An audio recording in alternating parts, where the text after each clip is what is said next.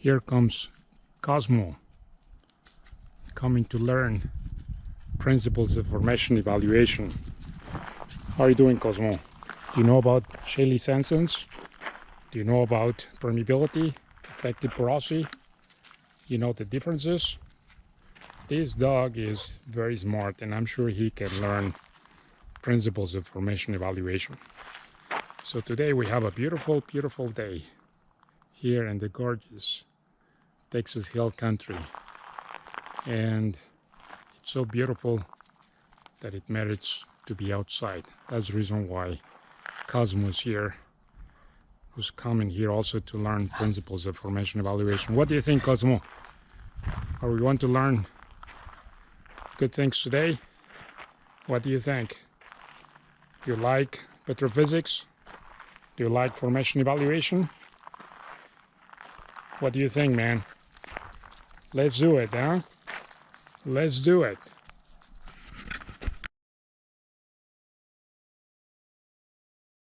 Hello again.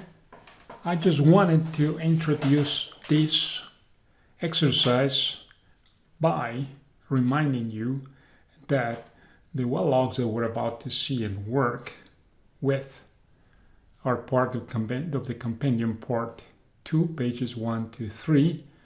We have all the handouts already on Canvas. Please bring them out, print them out, and follow me because everything is detailed there. I'm just going to add voice and pen to follow the mechanics of the process. And the process is precisely the same process that I described in extreme detail in the previous video. So just please follow me. And again, all the equations are carefully derived, explained for you in the textbook and also in the compendium. And please, when you have a chance, go ahead and look at the examples that I have at the very end of the compendium. They are beautiful, well explained, complete, and they have a step-by-step analysis of the interpretation method. With all that said, okay, let's go to the document camera now. Good. Okay, ladies and gentlemen, here we are with the example that we're going to be working with.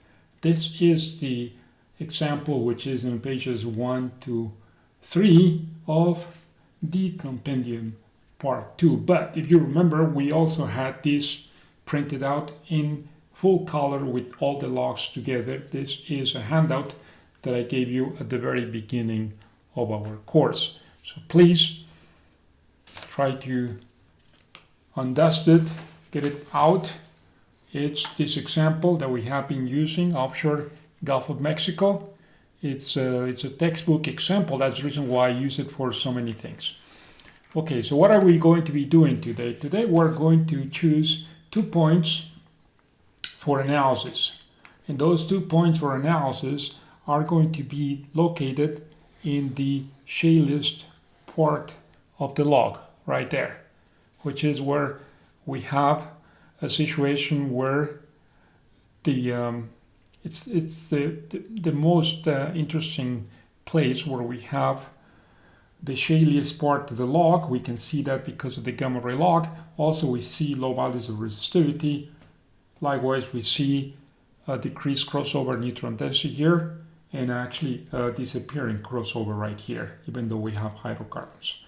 So if you were to apply Archie's equation here in this area, it will not work. So we have to make corrections, and the corrections are by, in this example, the assumption is that all of these shales present across this sedimentary unit, they're all laminated, and that makes a lot of sense because this is a turbidite sedimentary environment, and that's the reason why we have to do this analysis. And just to remind you, I'm going to show you a photograph of a turbidite sedimentary environment, which is on page 185.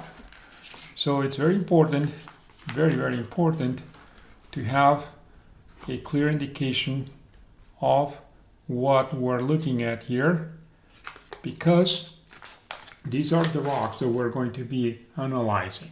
These are not synthetic cases. This is a real case, but I just want you to take note of this, because here we have some layers of shale interspersed with layers of sandstone.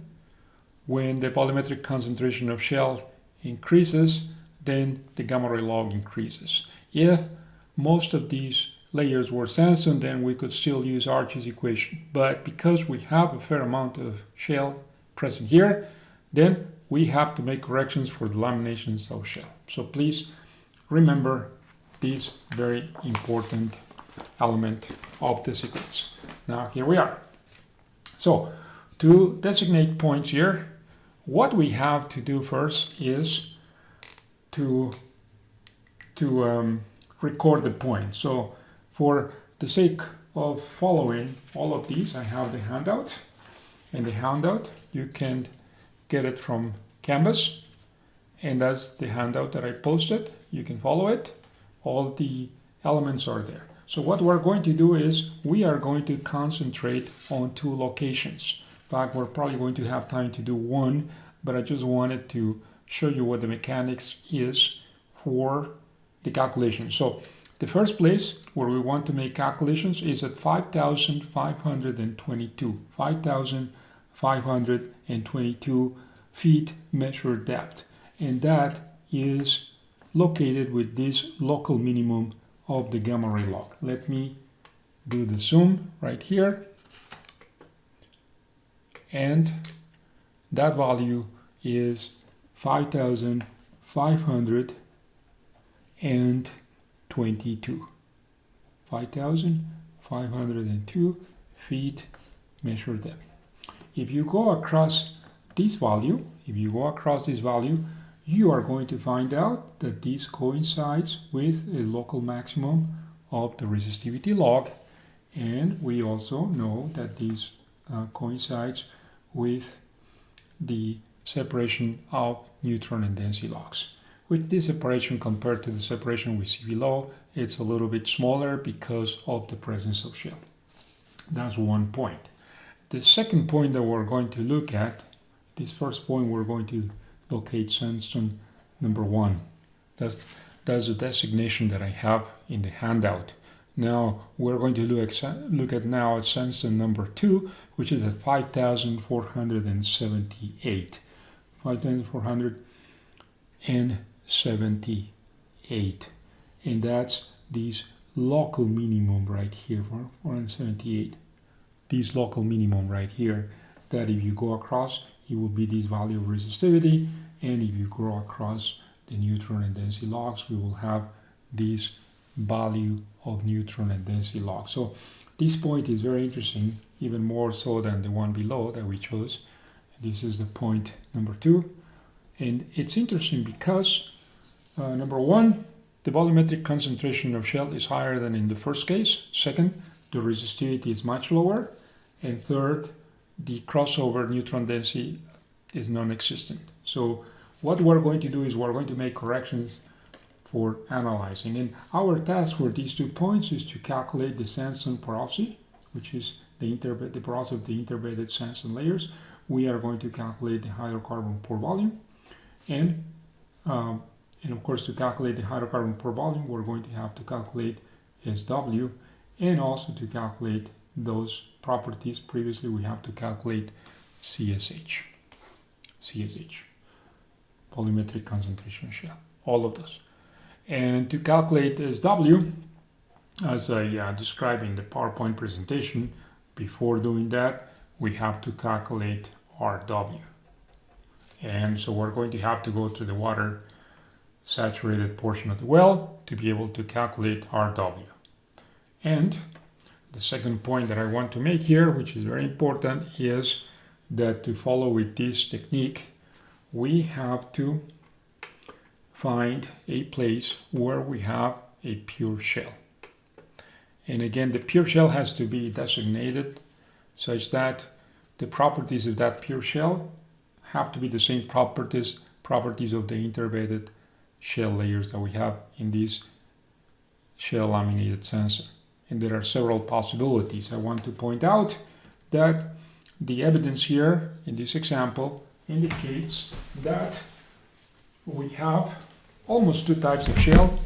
One type of shell goes above this point here, above this point, because we have a nice break in the properties of the logs. You can see that the neutron and density logs come like railroad tracks here, and suddenly the railroad tracks are moved over here. So there's something happened there similarly with the gamma ray log and with the resistivity. So here is a break in the sedimentary sequence. So we have to make sure that by no means we choose a shell, pure shell point above that break, because that shell is no longer genetically related to the shells that we have in the zone that we have for inspection.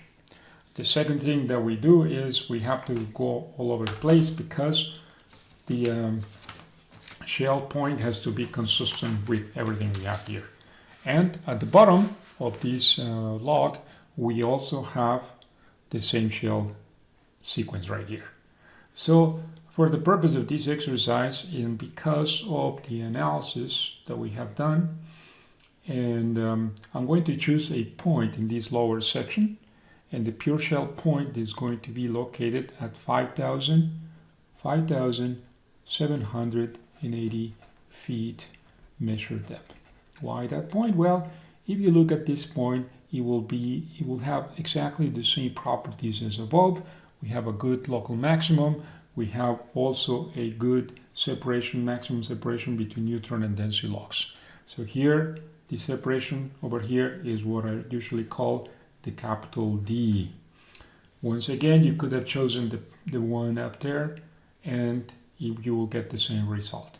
But the sandstone development that we have here is all connected, so the shell properties that we have at the bottom are genetically related to the properties of the shell we have at the top, and this comes from geological evidence. So any other shell layer that we have here, including the prominent one that we have at 5,650 or 45 right here, that also has the same properties. But we cannot choose this shell layer as reference for the pure shell because it's too thin, and some of the logs are affected by the thickness of that shell. So definitely we don't want to take that. We need a shell that is taking off so that the well logs across that shell are not affected by the bed thickness. So that's important. All right, so what do we do first? Once we have decided what is a pure shell, please take note of the following.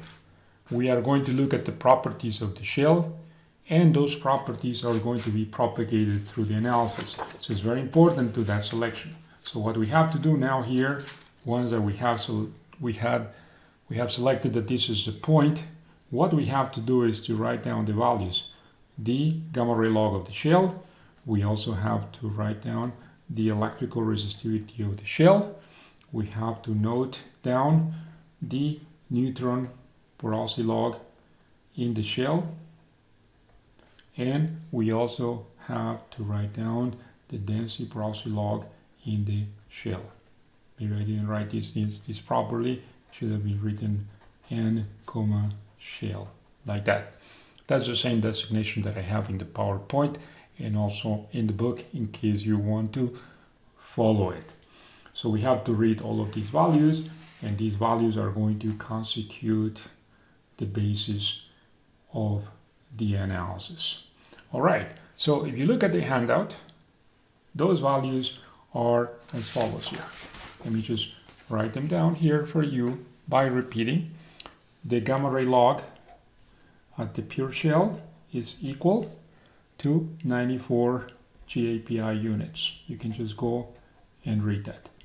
Then the density porosity in the pure shell is equal to 26.5%, and this is in sandstone porosity unit. So that's the right unit for this analysis because we're in the context of a clastic sedimentary sequence. So that's an important matrix choice. And now we go and read the neutron log at that sequence, and that's going to be 45.0% sandstone porosity units. The difference between these two is what I usually call the capital D. That's the difference between those two. And the other thing that we read is the electrical resistivity of the shell, and that electrical resistivity of the shell is 0.9 ohms. This is important that you get familiar with these parameters. These are going to be the shell readings. Once we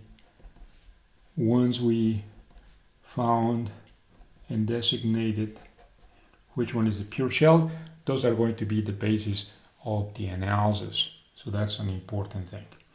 So the next thing here that we have to do is to,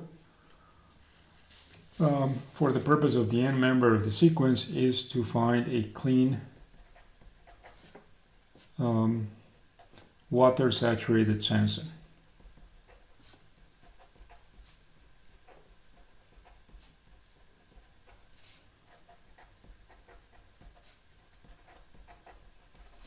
This is going to be also the basis of the analysis, but why do we need a clean water saturated sandstone? Well, because when you're in the water saturated section, we can easily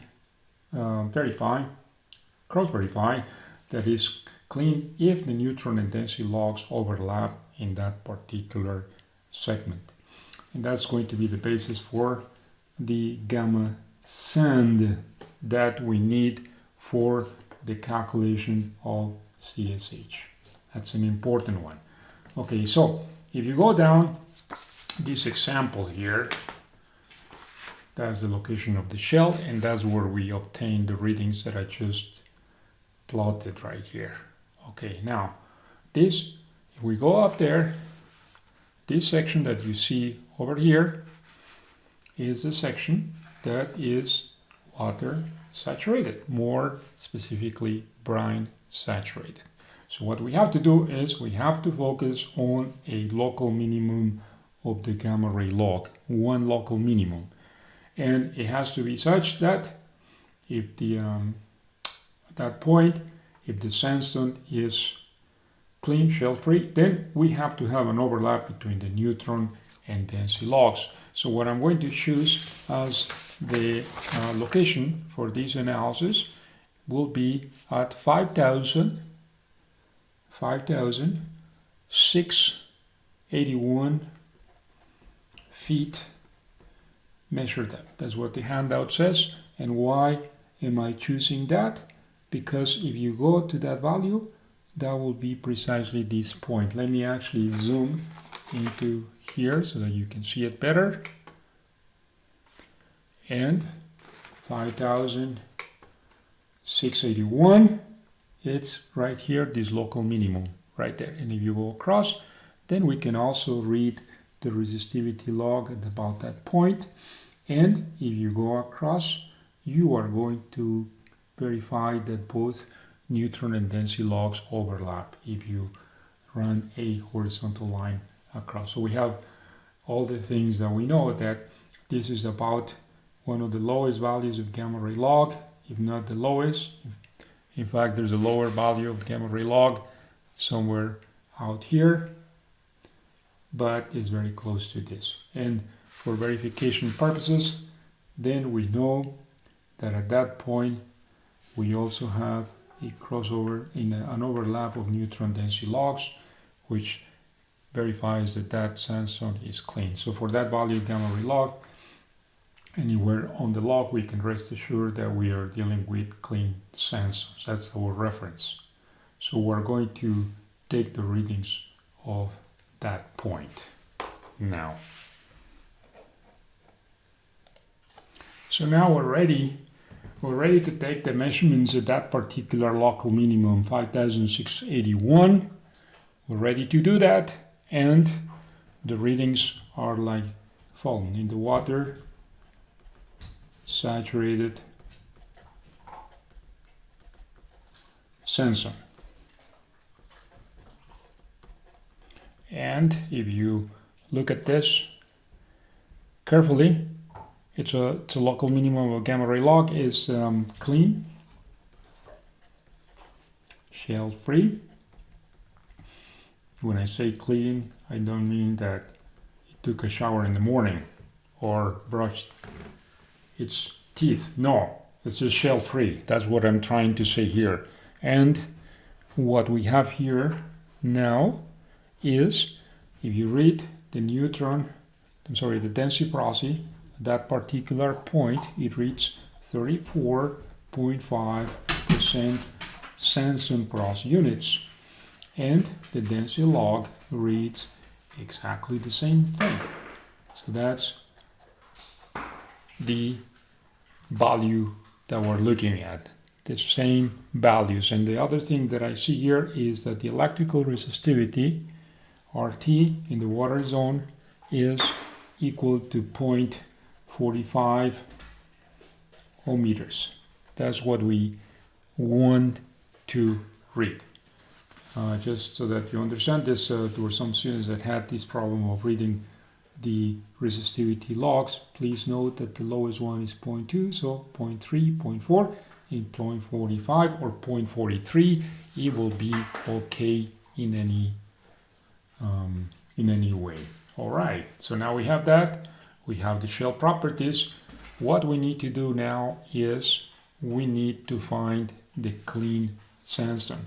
For all practical purposes, this could be the clean sandstone, and it is a clean sandstone because the neutron and density logs overlap. But we could have used that as the basis of the gamma sandstone. But we recognize here in this analysis that the lowest value of gamma ray log that we have in this sequence takes place at 5,550, which is the point that I mentioned before, right here.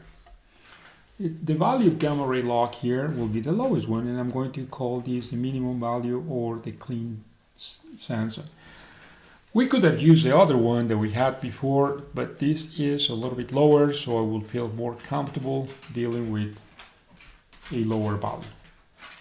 It really doesn't make much difference. But at that point, at 5,550 feet measured depth, we read that the gamma ray log minimum, that gamma ray log is 25 G API.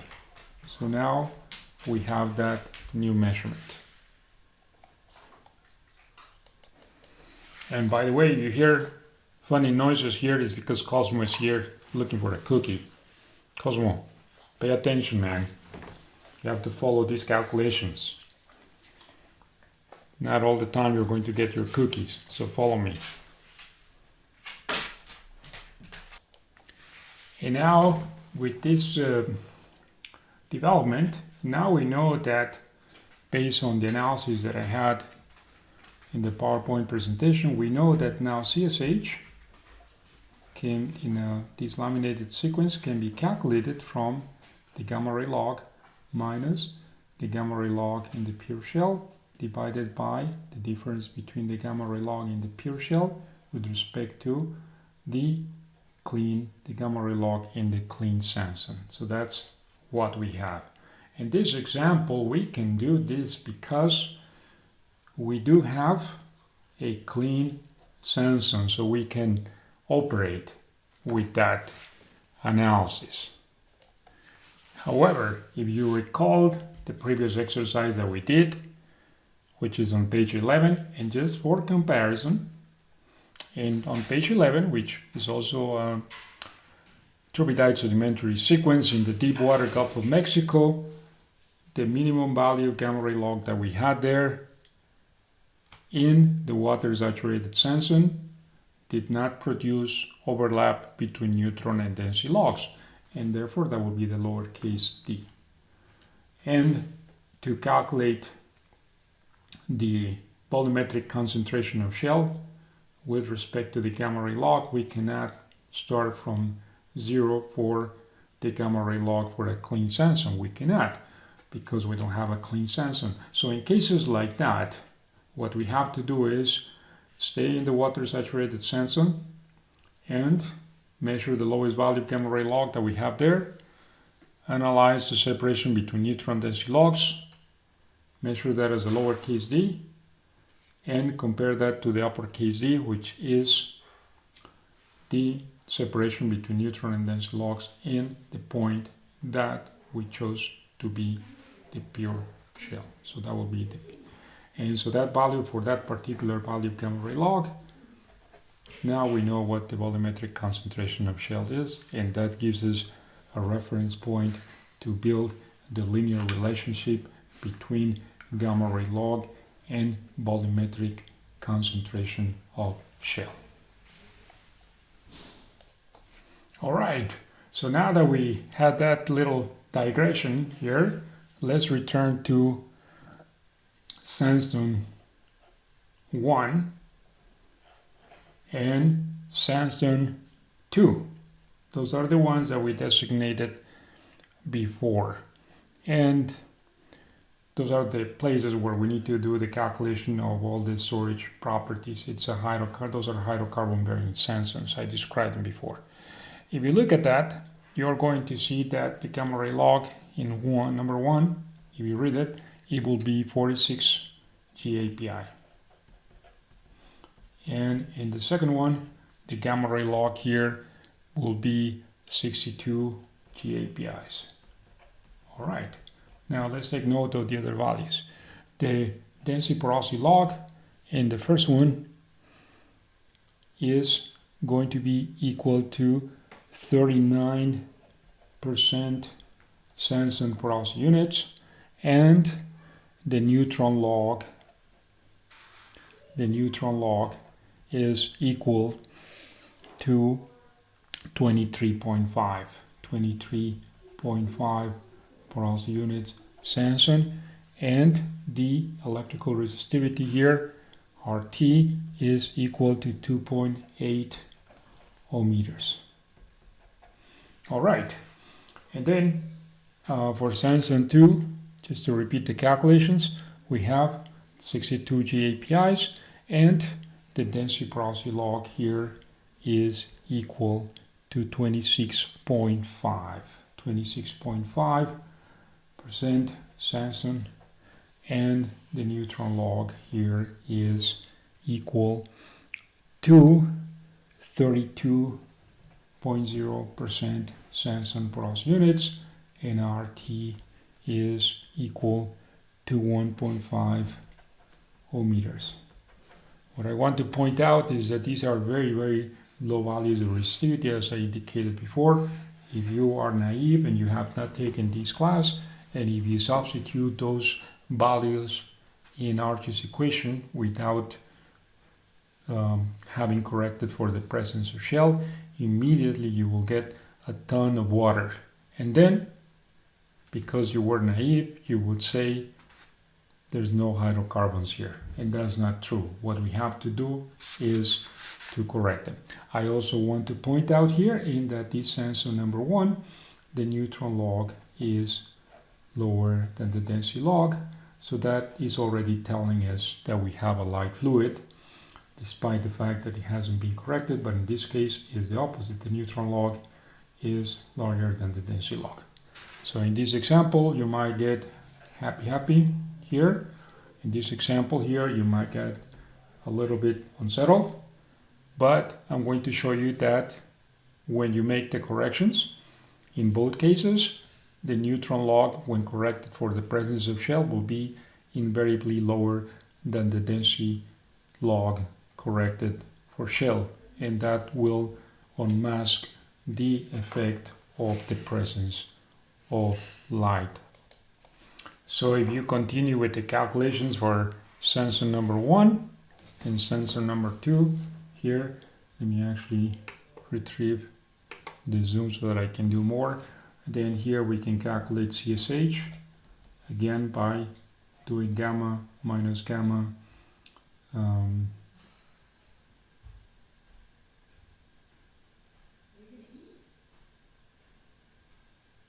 sand over gamma shell minus gamma sand. As I was writing this equation here, I just realized that in the upper part which I wrote, this formula is incorrect. It should be gamma sand. Sorry. You know, this is what happens when you don't have in front of you 80 students that are happy and eager to correct you. And you know, one is an old dog, just like Cosmo, and one is prone to making mistakes. But luckily I realized, so let me go back, and that will be sandstone. Okay, thank you. Sorry for that. And now going back to the equation here, and we're going to calculate the volumetric concentration of shell right here. And if you do that analysis, essentially what you find is that for this sandstone number 1, then this comes to be 46, which is the gamma ray log, minus the 25 that we have in the clean sandstone, and we have the 94 minus 25, which is what we have for minimum, and this, if you calculate, will give you 34.43%. That means that in that volume investigation of the measurement, 30% of the rock is shale and 70% is of the remaining part is sandstone. So now what happens with the second one? In the second one, CSH here, it's going to be equal to the gamma ray log, which is in this case is 62, and then minus the 25, and over 94 minus 25, and the result of this calculation is 53.62%. So what's going on here? Well, what's going on here is that in this sandstone number 2, more than 50% of the rock is shale. How about that? Most people would discard this segment just because on the basis of the net to gross being so small. But wait, don't discard it until we know that the intervening layers of sandstone have good storage and flow properties. Moving on with these calculations, now what I'm going to do now is to calculate the sandstone porosity, that is to say the porosity of the intervening layers of sandstone. And to do that, what we have to do is, as I indicated in the PowerPoint, is to do the corrections for the presence of shale. And those corrections are as follows. We take the density log corrected is equal to the original density log minus CSH times the density porosity log in a pure shell, and that divided by 1 minus CSH. So if you do that calculation, and then we have to do the same thing for the neutron log, corrected equals neutron log minus CSH neutron pure shell, and 1 minus CSH. Just to remind you, these values are the value of the density log in a pure shell, and this is the value of the neutron log and the pure shell. This is the reading of the density log in the sandstone that we're inspecting. This is the reading of the neutron log, and this is the previously calculated value of volumetric concentration of shell.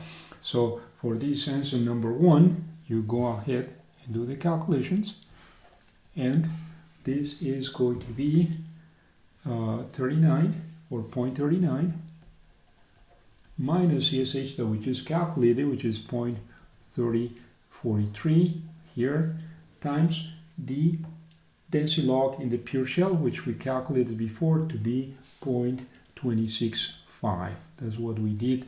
Just to remind you, this 0.265 comes from the readings that we did in the pure shell right here. All right, and then we divide all of these by 1 minus CSH, which again is 0.3043.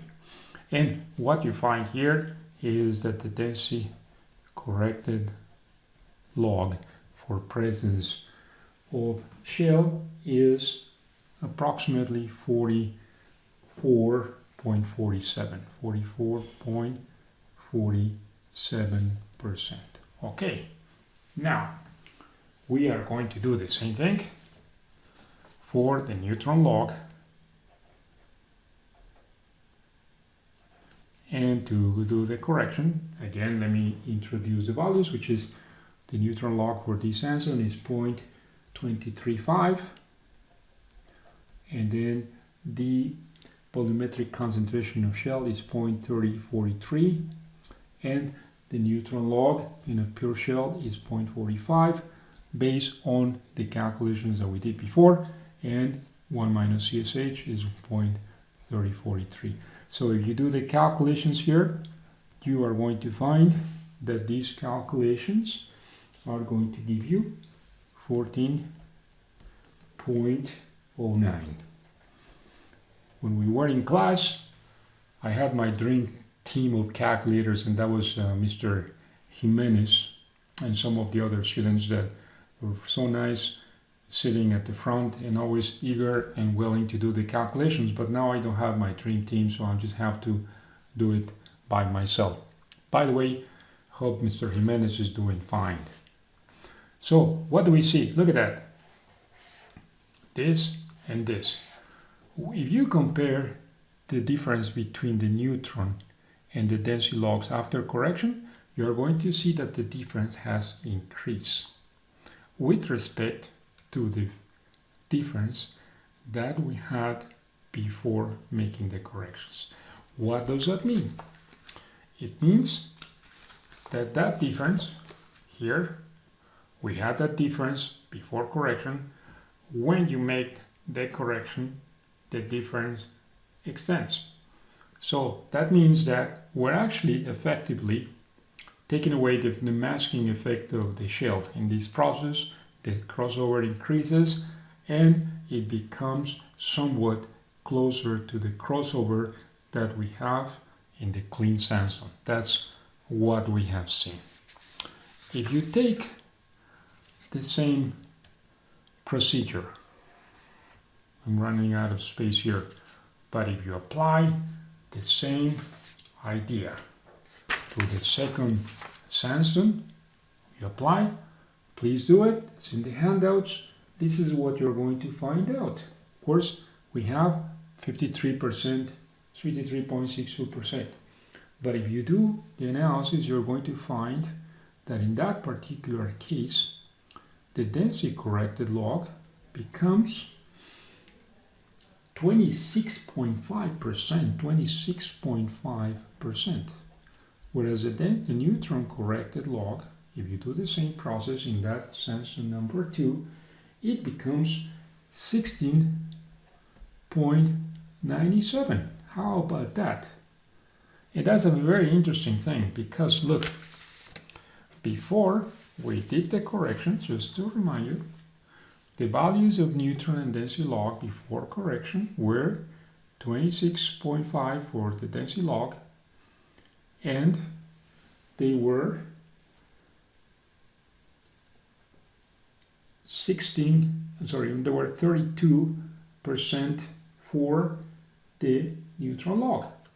So now what we have here is a situation where the correction has given us such that the neutron corrected log is now smaller than the density corrected log. I want you to see this very important fact here, that sandstone is right here, and look, there's no crossover at the beginning between neutron and density logs. We make the correction and suddenly the neutron log is now smaller than the density log, which means that if I had a yellow color here and plotted the corrected neutron density logs, then the yellow highlighted will extend all the way up to here, you see? So, in consequence, this correction, the correction that we apply to the neutron and density logs, is the one that has the purpose of eliminating the effect, the masking effect that the shell layers have in this process. Okay, so what do we do now? Now that we have this condition that the neutron corrected is smaller than the density corrected in both cases, and of course we're very happy here. If that were not the case, that would mean that we did something wrong. But as a consequence of that, now we can approximate the sandstone porosity. We can approximate it as the square root of the average of the density corrected square and the neutron corrected square and divided by 2, similar to what we did for the clean sandstone. You see, once you have taken out the masking effect of the shells, intervening shells, then everything works out just in the same way we did it in class for the clean sandstone. So if you apply that criteria here, again, we're very happy here. We're probably drilling because now the neutron and density. So if you apply the same procedure for the other sandstone, you're going to find out that this process for sandstone number 2 is going to give you 22.25%. That is the square root of the average of the corrected squares of neutron and density logs. That's what it has. That's for sandstone number 2. And for if you do that process for sandstone number 1, you are going to find out that that is going to give you approximately 32.98. That's about 33. Okay, so for sandstone, this is, sorry, it's a little bit messy here, but this is for sandstone number 1, and this is what we find for sandstone number 2. So what do we see? Well, the place where sandstone number 2 is, porosity, is not negligible. It's 22.25%, but it's a little bit lower than the sandstone porosity that we find at the first location, which is 32.98. And the second point that I want to emphasize here is that, look, when we find this value of porosity in the sandstone number 1, this value of porosity is actually very close to the value of porosity that we have in the clean sandstone right here. So that means that those sandstones that we have in the highly laminated section of the well here, they don't have negligible porosity, so we can use them for good storage. How about that? Okay, so now we have for sandstone number 1 and sandstone number 2 here, we had calculated CSH, both of them. We have calculated the sandstone porosity for both of them. We're in good shape. What else do we need to do? Well, we need to calculate hydrocarbon saturation in the layers of sandstone, the intervening layers of sandstone. So how are we going to do that? Well, what we have to do is we have to take the electrical resistivity measure and think that this one comes, as I indicated in the PowerPoint, from a parallel circuit that has the resistivity of the shell and the resistivity of the sandstone over here. And we know the resistivity of the shell, we know the measured resistivity, and we know the proportions of these two. So we are going to unravel our sand. In other words, this is what we're going to do. We are going to take the value, the circuit, and we know that this is going to be CSH divided by RSH, plus 1 minus CSH divided by dr sandstone. And that applies to the two sandstones. So what we have to do now is, this is the measurement, this is the resistivity of the shell, and this is CSH. So what we have to do is to solve this equation for our sand.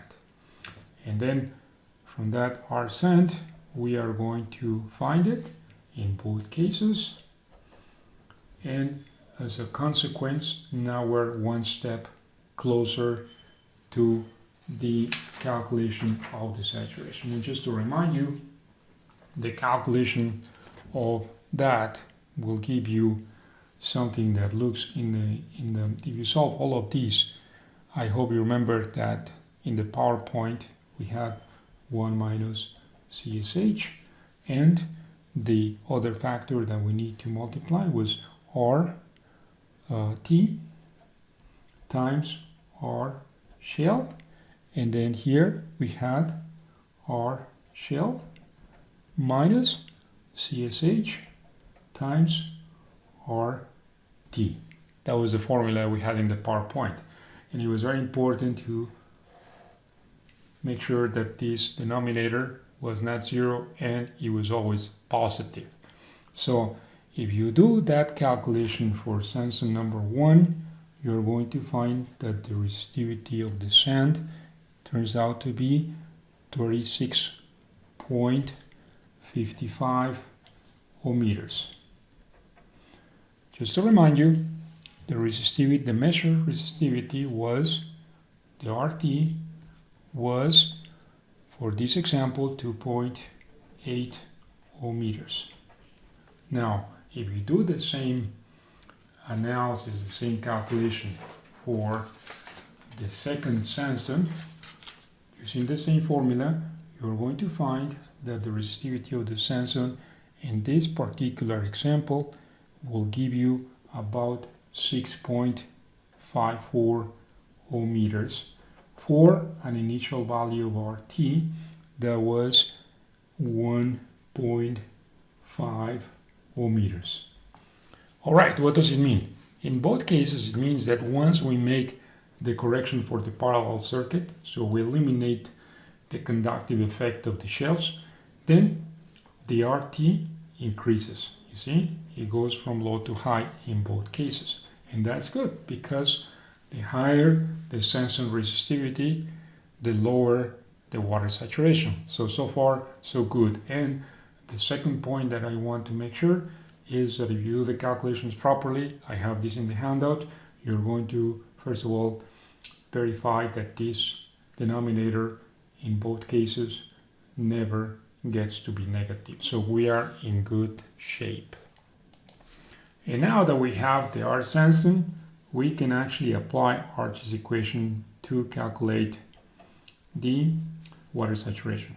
What do I say? Well, we have, according to Arch's equation, assuming that those intervening sandstones don't have any grain coating clay, what we can do is this formation factor, this is the sandstone, M, and then we multiply by 1 over SW to the N.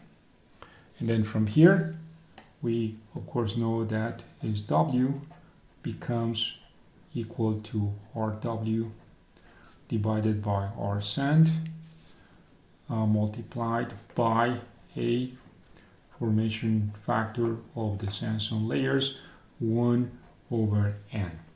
In this example, this handout, just to simplify matters, we have assumed that A equals 1, M equals 2, and N equals 2. That can be applied for the sandstone layers. So let's just, are we in a position now to calculate this? Let's see. We have the sandstone porosity that we calculated. We have the parameters. We have the sandstone resistivity. We just calculated that. What else do we need? RW. So how am I going to calculate RW? Well, similar to what we did before. We are going to go to the water saturated sandstone and we are going to implement Arch's equation there. And from the implementation of Arch's equation, we are going to calculate RW, that will be right here, which is where the water saturated sandstone is. I'm going to calculate it right here, and then I'm going to extrapolate it all the way to here. Please remember that when the extrapolation is shorter than 200 feet for a normal geothermal gradient, even if you calculate it here, you don't need to make temperature corrections. But if the extrapolation is longer than that, then you have to start making corrections. And the second point that I'm going to make sure that I emphasize is that the salinity of formation water here, I'm assuming that is the same salinity of the formation water here, because I'm making the assumption that all of the intervening sandstones from the top to the bottom, all of them are hydraulically communicated. That's something that I need to verify with pressure points, pressure gradients, but I know that there's a very high possibility that that's the case, because in this reservoir we have a gravity segregated fluids, which at the top we have gas, then we have oil, and then we have water. So this segregation, gravity segregation of the fluids, is an indirect indication that all of the intervening sandstones here are hydraulically communicated. And just to remind you, in the water saturated sandstone, which we did here, we already know what the neutron and density logs are the same, and because they are the same, they overlap, that's the sandstone porosity, which is 34.5%. And in a case like this, we also have the electrical resistivity of the rock. So because of that, at that particular point, now we're in a position to apply Archie's equation. Let's assume that it's 100% water saturated. So we have the equation here, SW equals 0. So I'm sorry, SW equals 1. So we have now that RW equals RT, porosity of sandstone to the M, divided by A. And if you apply those equations, you're going to find that RW equals 0.0536 ohm meters. So now we can take this value to the upper sandstones and proceed with the calculations. However, at this point I would like to make a parenthesis and bring back page 11 and show you something interesting. In this example, in the water saturated sandstone, we don't have a clean sandstone, and we know that it's not clean because the neutron and density logs do not overlap, and that lack of overlap is not negligible. It's significant, as I explained before. So what am I going to do here? Well, of course, what we have to do is we have to calculate CSH here, and in this example, and we have to correct the neutron and density logs for the presence of shaliness. And then we have to calculate the sandstone porosity here. See? The same thing that we applied in the previous example for the hydrocarbon sandstone, we have to do it here. We have to correct neutron and density logs for the presence of sandstone. When we correct them, they are going to be the same, and that will be the sandstone porosity. Now, that will be one part of the equation. But if you want to calculate RW, then this resistivity that you have here has to be corrected for the presence of shell. So again, you have to apply this circuit, parallel circuit that says that you have CSH, RSH, plus 1 minus CSH divided by the RT. So it means that this equation that solves for R sand has to be also implemented in the water saturated sandstone. It gets a little bit cumbersome, it gets a little bit more complicated, but essentially whenever you have shaliness, be it in the water saturated sandstone or in the hydrocarbon saturated sandstone, you have to implement the parallel circuit analogy so that you estimate the R sand right here. you correct the porosities for the presence of shale, and once you get those, then you can apply Arch's equation here that says R sand equals RW, and then here you have the sandstone porosity to the M, and from here we can calculate the RW. So as I said, it just gets a little bit more cumbersome when even the water saturated sandstone is shaly, because you have to apply these corrections there too in order to be able to calculate.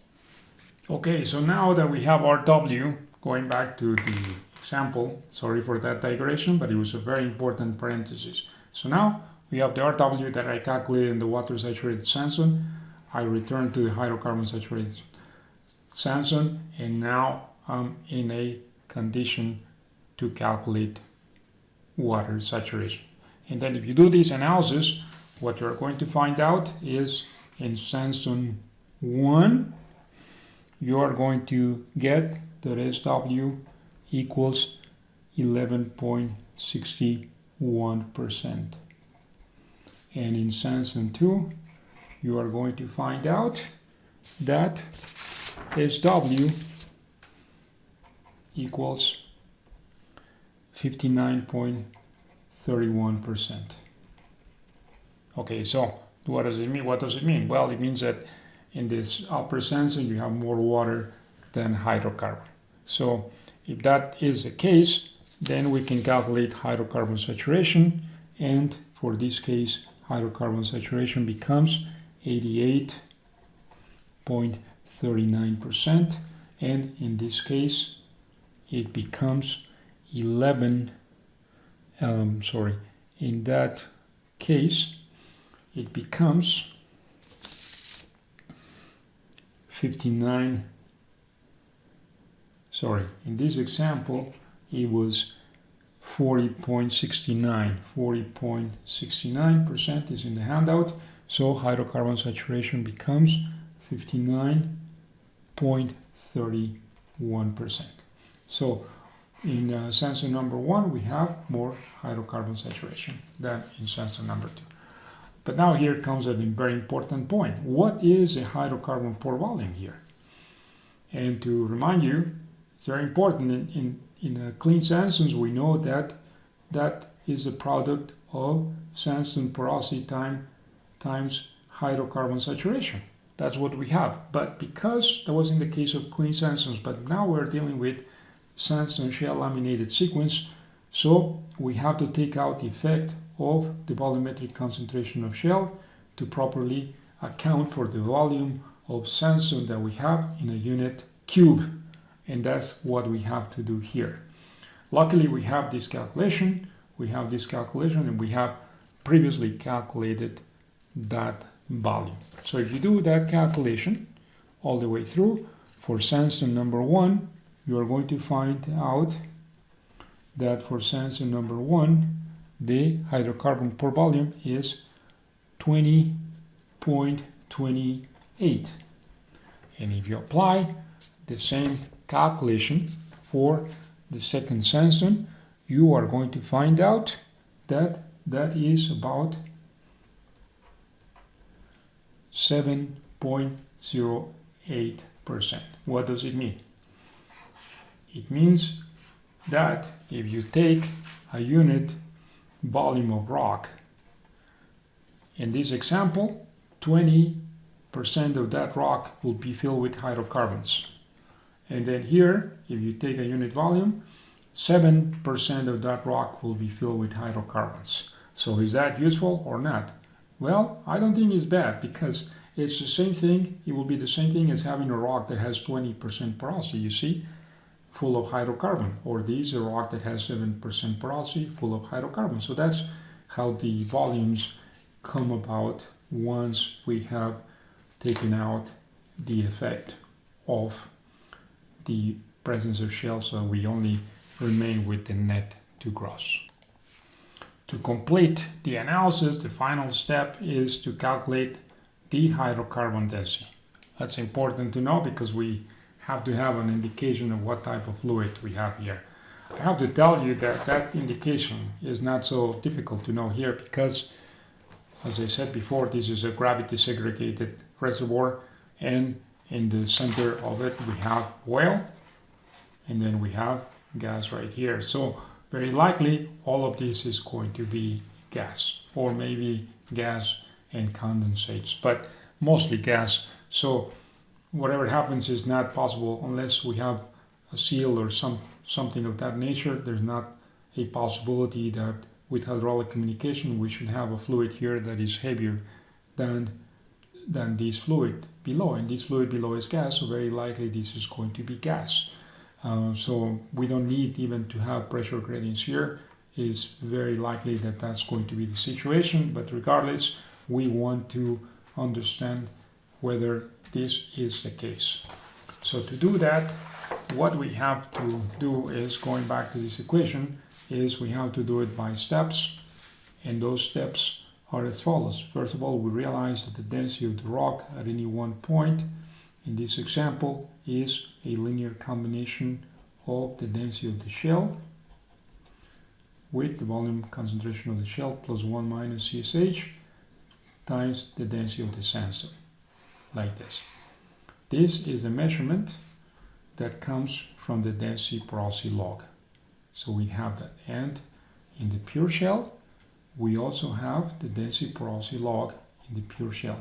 So we have to apply the transformation that, since the logs are given in sandstone porosity units, I have to apply the transformation so that I get these values. Once I have those values, then I solve for the density of sandstone, and that is 1 over 1 minus CSH, open parentheses, the density of the rock, minus CSH, the density of the shell. Good, so far so good. And that will be the density of the sandstone, the density of the individual layers of sandstone in the sandwich of sandstone and shell. Second, I realize that the density of sandstone is equal to the porosity of the sandstone times the density of the fluid that I have in the sandstone plus 1 minus porosity of the sandstone times the density of the matrix. Because we are in a isostochastic sequence here, this density of the matrix would correspond to the density of quartz, which is 2.65 grams per cubic centimeter. And the density of the fluid, that's what we want to get. And the density of the sandstone, that's what we calculated before. And of course the density of the sandstone here, the porosity of sandstone is what we calculated before, and the density of the sandstone comes from here. So if I solve that equation for the density of the fluid, then it becomes 1 over porosity of the sandstone, open parentheses, and I have the density of the sandstone minus 1 minus porosity of the sandstone, the density of the matrix, with everything I know. Of course, this is a concatenated calculation, but I'm doing this in sequence so that it's clear what I'm doing. I'm sure that there are easier ways to simplify the equations, but I'm not pursuing simplification here. I'm just pursuing the logic. So once I know the density of the fluid, here comes the last step, which is I know that this is a linear combination of the density of the part of water that I have here plus the part of hydrocarbon that I have here. And the density of water, this depends on the salinity and pressure and temperature, but in this example I'm going to make the assumption that is 1.0 grams per cubic centimeter. Of course, salinity will make it a little bit higher, and we have to be consistent with the salinity that we found in the calculation of RW to make sure that that salinity is consistent with here, but I'm not going to do that step. So consequently, the density of the hydrocarbon is going to be 1 over 1 minus SW, and now we have the density of the fluid minus SW times the density of the water. And this SW is the one that I calculated for that particular sandstone once I did all the corrections, and the density of the fluid is the one that I did before, and the SW is the one that I calculated. So that's how this is a little bit of a tortuous way to do things, but if you do the analysis, you are going to find out two very interesting things. That the density for sandstone number 1 the density of the hydrocarbon is 0.35 grams per cubic centimeter. Please follow the handout. Okay, and now for the second sandstone, you are going to find out that the density of the hydrocarbon is 0.46. And it really doesn't make sense that the higher one be lighter. Most likely, this calculation for the one that has the largest concentration of shale, because of all the corrections, probably this is only an approximation, but this value seems a little bit better correlated with the fact that we have gas. And I just have to say here that some students often ask me, how do I know that it's gas? Or how do I know that a given density is gas? If I go to Wikipedia or something, they said that this is more like a liquid hydrocarbon. And the answer is, it depends on the pressure and temperature. We know that the density of these fluids, because they're highly compressible, they depend on the temperature and pressure. As I said before, you can have gas and you put a lot of pressure, and it condenses into a liquid, sublimation. Likewise, if you have a light fluid and you release the pressure, then you reach the bubble point and it becomes gas. And at that point, the density decreases. So because of that, we have these transitions of fluids in their gas liquid state that depend on the pressure and temperature that they have, which in turn their behavior depends on their compositions. So it's hard to say, but what I can tell you for sure is that this is gas because of the context. If I didn't have this context that I have here, or looking at this area, it would be impossible for me to tell you. If I just abstract myself from here and I tell you, well, we have a crossover, and what is that? Well, it would be very hard to know whether this is a liquid or a gas. But because I have the contextual information that here the fluids I have gas and then oil, most likely the fluids that I have here are gas because of gravity segregation. And the important thing of this calculation is verification. We do that. This is probably not the most accurate way to calculate hydrocarbon densities or fluid densities. The most reliable way is, of course, to acquire pressure points here and to calculate the pressure gradient. And from the pressure gradient, you calculate the fluid density. But this is an alternative way, cheaper, that allows you to verify your calculations, and it gives you an indirect way to estimate those. With that concludes our analysis and calculations. I hope that you're happy. I hope that you followed me, and I hope that everything is clear. Sorry it took a long time. These lectures are taking much more time than I anticipated in the recording, more time than the time allotted to lectures in class, but I just try to be a little bit more a little bit clearer, a little bit more specific, slower, so that the concepts are properly understood, and every once in a while I make comments here and there. But the homework that I just posted for due next week, the intent of that homework is to replicate these calculations for another case that we have in the compendium, and also a synthetic case. So please complete those exercises, replicate the calculations, and we are going to be in good shape. Because the most important thing that I want you to take away from this exercise is the following: that in the beginning, because of the high values of gamma ray log, the low values of resistivity, and the lack of crossover, most people who are not qualified to do petrophysics or formation evaluation would have discarded this section as not useful. And this section, by the way, is interesting because it's in the distal part with two radii systems, so it has a large volume compared to what you would have in a channel. So if you discard this area in terms of the presence of hydrocarbons, then you are actually discarding a large volume. But now that we know how to deal with this and how to eliminate the effective shell and how to assess whether the intervening layers of sandstone have or have not good storage, Now we can go back and analyze. And once again, in Texas, many reservoirs in Texas have Bixford Formation, Frio Formation.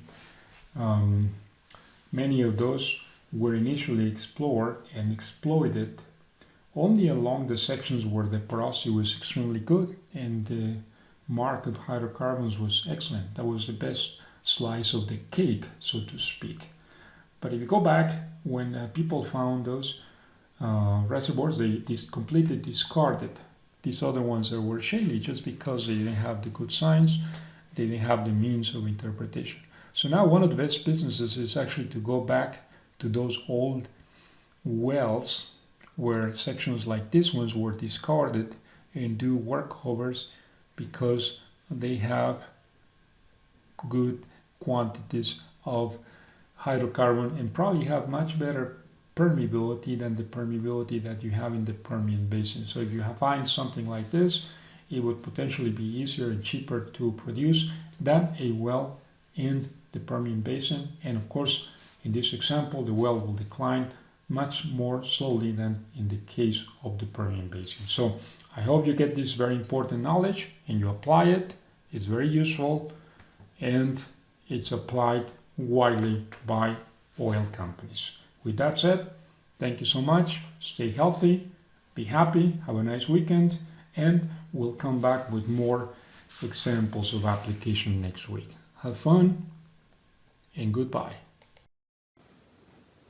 And here is my dog Cosmo after a session of recordings of formation evaluation.